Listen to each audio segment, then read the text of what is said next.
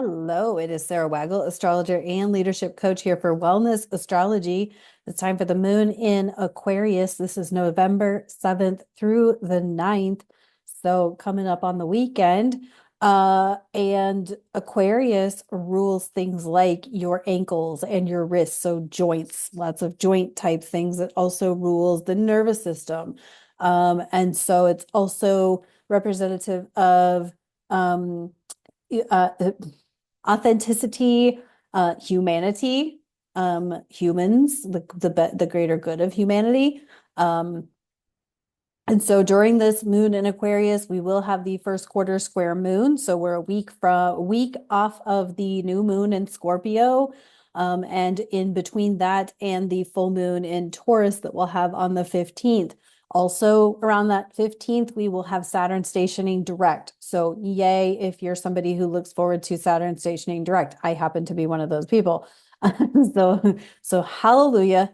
And so, but again, we're in this like slow-mo preparation mode, but we're also in this, we're also going to have Venus, man, my third eye, Venus and Sag squaring Neptune in Pisces. So mutable square between tension between two planets who typically play well together, just not in these two signs. Sagittarius is a mutable fire sign. Pisces is a mutable water sign. And so, this could be like tension around water or tension around creativity or finances or relationships, especially the square will perfect right after the first quarter square moon.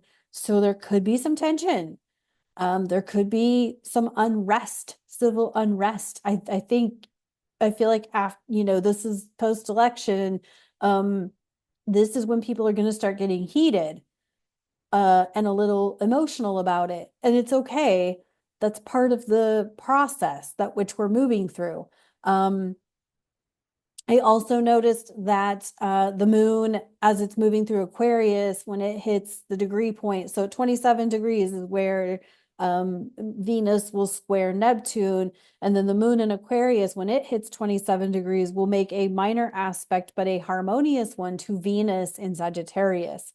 And so we kind of have that going on and a little bit at play, which means like, to me, that means like maybe having some sort of logical thought or logical I don't want to say conversation, that's not the right word, but logical game plan maybe of where you're going financially, where you're going with your creativity, that sort of thing. That 27-degree moon is quite near the United States moon, which is at 26 Aquarius.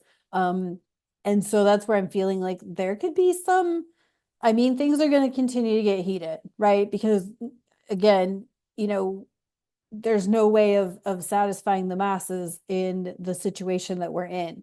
There's too much division, unfortunately. And I think it's sad that there's this level of division, to be honest with you.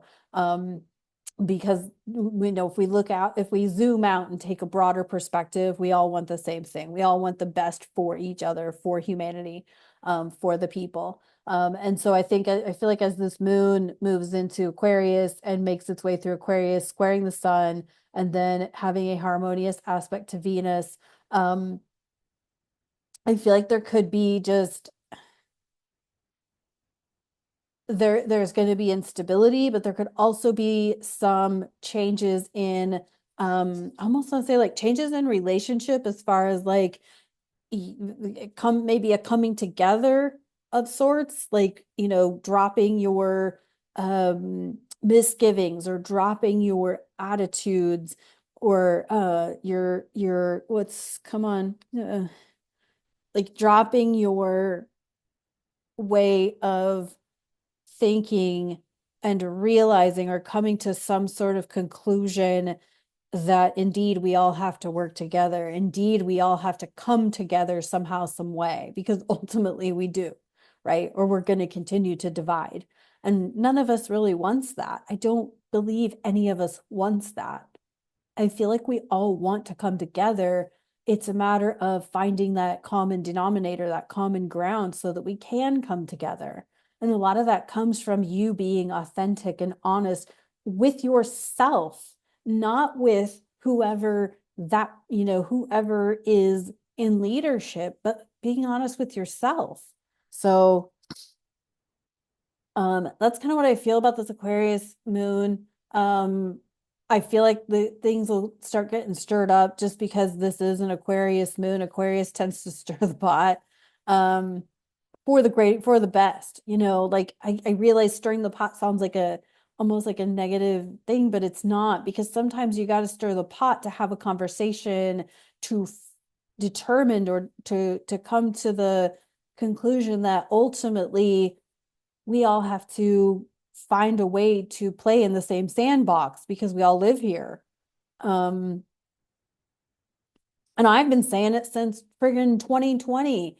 You know, what happens if we're all in a situation that we all need to help each other? Is it really going to matter who's zooming who? Who, who did what? All right. That's kind of all I got. That card's like sticking out like it wants to be talked about. So let's see what's up with this tarot. I hope everybody's doing great. Remember that all of the links for the wellness astrology consultation, sun, moon, rising consultation, and full natal chart consultation, they are below. Again, if you would like to join the writing circle, it's on Tuesdays. You have to email me. The information's in the community section of my YouTube channel. But email me to get on the list to get the Zoom link if you've got a writing project that you would like to focus on. Oh, we got the Hermit upright, Noonyan Soong.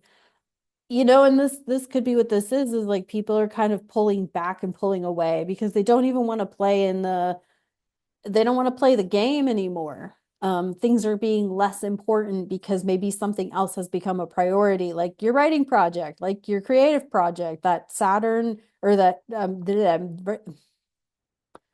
Venus square Neptune with the moon in a supportive aspect to Venus really could have you just be like, you know what, I'm gonna go work over here. I'm gonna go work on my own project because I got goals, I got ambitions, I got places and people I need to see and talk to.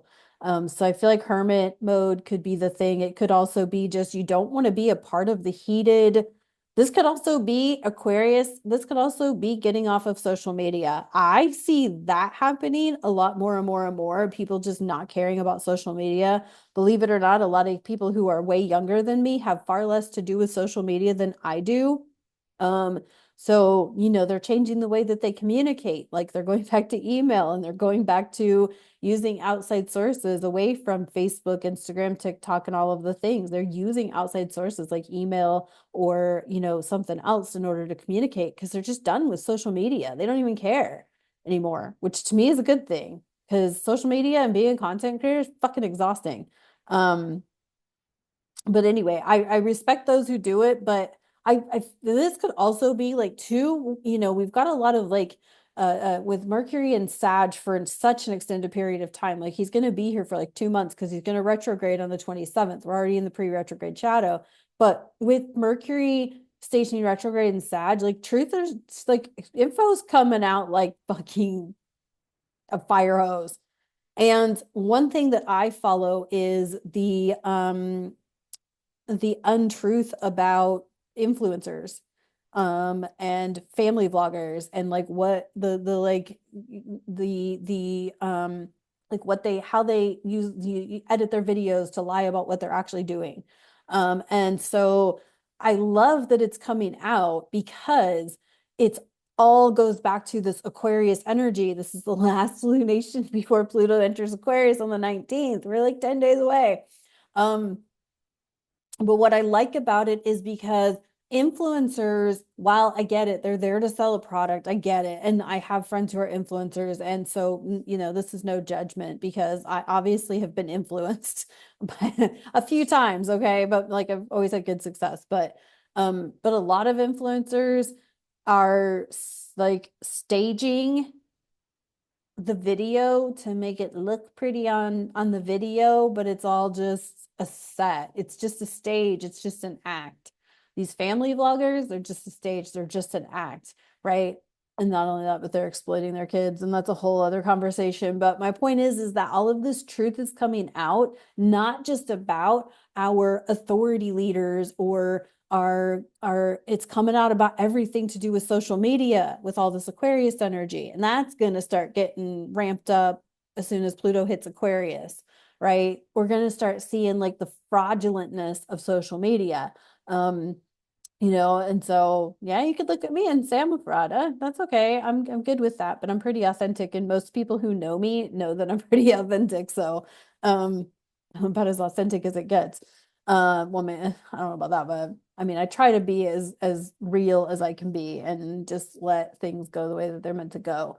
But I certainly don't, go out of my way to make something look like something it's not, right? So, but this goes from anything from family vloggers to product influencers to fitness influencers to, we all know it about body image influencers, all of these things, shopping influencers, all of that. So I feel like that's something to keep in mind too, is that not only is this happening at like the bigger level of our authority figures, but it's also happening at the lower level of people who are getting paid a lot of money to influence you with their product, and their videos are staged and fraudulent and all of those things. So that's going to continue to be a thing, not only as Pluto moves into Aquarius on the 19th, but Saturn stationing direct will also contribute to more coming out about where we are being deceived in many ways. And we still have Neptune in Pisces, and he'll cross 29 degrees a couple more times before this is all said and done. That's the ultimate deception, and the ultimate reveal of deception. So it's happening all over the place, whether it's happening, whether you see it or not, it's happening in your world or not, it's happening in a lot of different places. So let's see what else we got. Um, the Lovers in reverse. Oh, okay. The Lovers card is not about people who are in love with each other. It's not about romance. The Lovers card is about you and self-love. It's about, are you in alignment with yourself, or are you in alignment with an influencer or a leader and you don't realize what's going on behind that? Think of the Wizard of Oz, and he was just a little old man behind the curtain, right? Things like that are like deceptive, are you in your truth, in your authenticity, or are you following along because you think that's the thing you should be supporting? Okay. I'm gonna leave that there because that's all I need to say about that. That's completely in alignment with this. And you may need to go into hermit mode to make that determination. Are you following, or are you living a heart-centered life that you want, or are you living the way that you feel like you should be because that influencer, that person said? Even astrologers, like, just because an astrologer tells you something doesn't mean you got to follow it. Ask an astrologer. We're the worst. We're the worst, and we laugh at each other all the time. I should have known. I should have known that moon was there. The Mercury was stationing right. Like, we're the worst. We are really, and we laugh at each other about it. Like, we don't even take our own advice. That's not meaning that you shouldn't, but like, we just laugh because life throws you lemons and you got to do something about it, even though Mercury is stationing retrograde or the moon's in Aquarius and, whatever. So, um, but I mean, that's kind of like the plumber who doesn't have very good plumbing at home. So there you go. I do try to follow along, depending on like the new moon in Scorpio, for example. Like, that was one that I was just like, I can't even function. I couldn't even function, so I just took naps. Um, we got blush. And this one is says, um, Love is blooming. Oh,